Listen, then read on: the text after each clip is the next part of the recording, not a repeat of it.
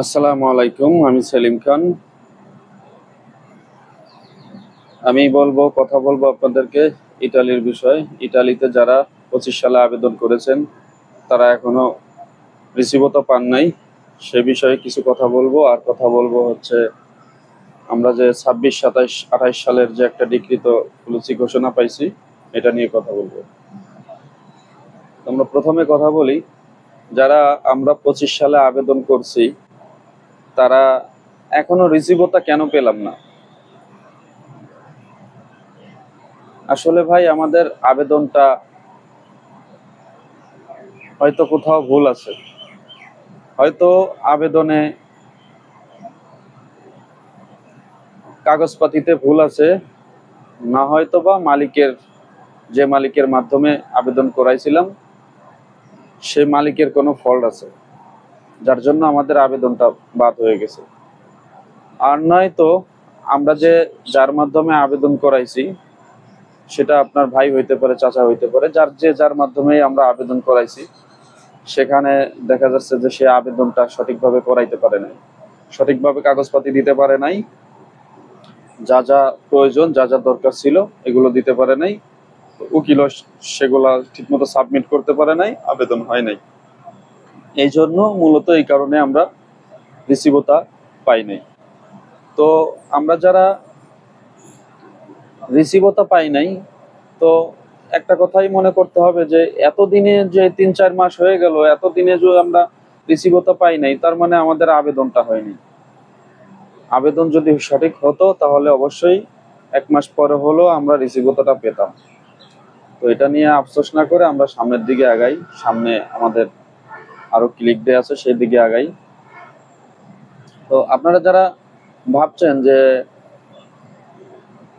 আবেদন যদি নাই হবে তাহলে নুলস্থা বেরোচ্ছে, ভিসাও পাচ্ছে, হ্যাঁ, নুলস্থাও বেরোচ্ছে, ভিসাও পাচ্ছে, তাদের আবেদন সঠিক ছিল এবং সঠিক একটা মালিক, উকিল এবং যে আবেদন করছে এরা সবাই সঠিক ছিল। সঠিক থাকার কারণে, এদের আবেদনটা সঠিক হওয়ার কারণে এরা নুলস্থাও পাইছে, ভিসাও হচ্ছে।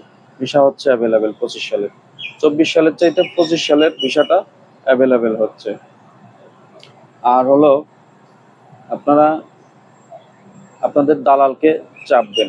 দালাল বলেন না যেই বলেন, মামু খালু যেই বলেন, তাকে বলেন যে আপনার আবেদন কি ঠিক হয়েছে কিনা, সঠিক হয়েছে কিনা, এটা নিয়ে আপনারা একটু তাকে চাপ দেন। কারণ সে যদি আবেদন করে থাকতো সঠিকভাবে তাহলে অবশ্যই রিসিভতা পেত, আর রিসিভতা পেলে আপনাকে দিত। সে হয়তো আপনার সাথে বিশ্বাসঘাতকতা করতে পারতেছে না, যে চিন্তা করতেছে ভাইগনে বা চাচা বা চাচতো ভাই, ওরে যদি আমি একটা ফল কাগজ ধরাই দিই, টের পাইলে আমাদের ভিতরে একটা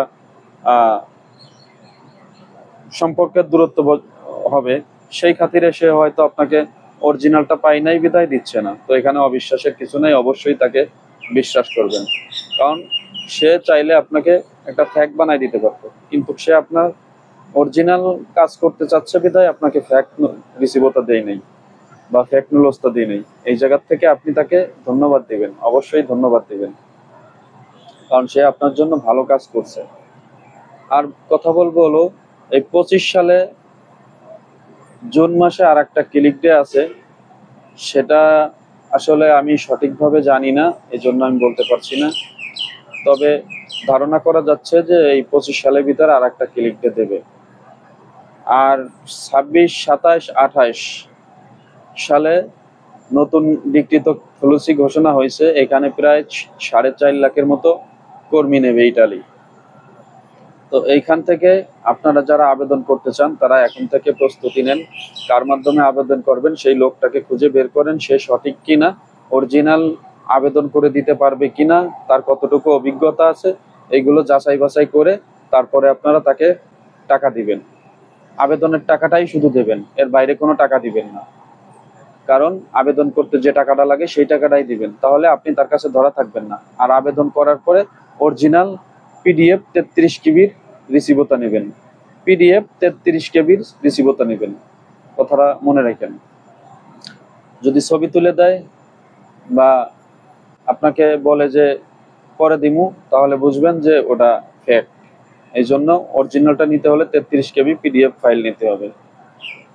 আর যদি আপনারা টাকা লেনদেন করেন, এর থেকে বেশি আবেদনের চাইতে বেশি টাকা লেনদেন করেন, সেই ক্ষেত্রে হচ্ছে যে আপনি একটা স্টামে টাকা দিবেন। স্টামে আপনার ডকুমেন্ট থাকবে, সেখানে বলা থাকবে যে আপনি যদি নুলস্তা পান তাহলে টাকা দিবেন, আর নুলস্তা না পেলে এর আগে কোনো টাকা পাবো না। শুধু নুলস্তা না, আপনার নুলস্তা পাওয়ার পরে ওইটা অ্যাপয়েন্টমেন্ট নেবেন, অ্যাপয়েন্টমেন্ট দেওয়ার পরে আপনার এম্বাসি ভিএফএস গ্লোবালে জমা দিবেন। জমা দেওয়ার পরে সেখান থেকে পাসপোর্টে ভিসা লেগে আসবে, স্ট্যাম্পিং হবে ভিসা, তখন আপনি টাকা দিবেন। ভিসা পাসপোর্ট তার কাছে থাকবে, আপনি যতদিন টাকা না দেবেন সে আপনাকে ভিসা পাসপোর্ট দিবে না। আপনি যখন টাকা দিবেন সে আপনাকে ভিসা পাসপোর্ট দেবে এবং টিকিট করে দেবে, আপনি চলে যাবেন। এবং যে বাড়তি যে টাকাটা দেবেন, এই টাকাটা একটা ব্ল্যাঙ্ক চেকে দেবেন। আপনি ব্যাংকে একটা ব্ল্যাঙ্ক চেক করে রাখবেন। সে টাকাটা যদি আপনাকে সে কাগজপাতি করে দিতে পারে, আপনার ভিসা করে দিতে পারে, তাহলে সে টাকাটা উঠাই নিতে পারবে। আর যদি সে ভিসা করে না দিতে পারে, সে টাকাটা উঠাই নিতে পারবে না। আপনি পরবর্তীতে টাকাটা উঠাই নেবেন। তো আমি আসলে এখানেই আমার কথা শেষ করছি। ভালো থাকবেন। আসসালামু আলাইকুম। সবার জন্য শুভকামনা ও ভালোবাসা রইল। ধন্যবাদ সবাই।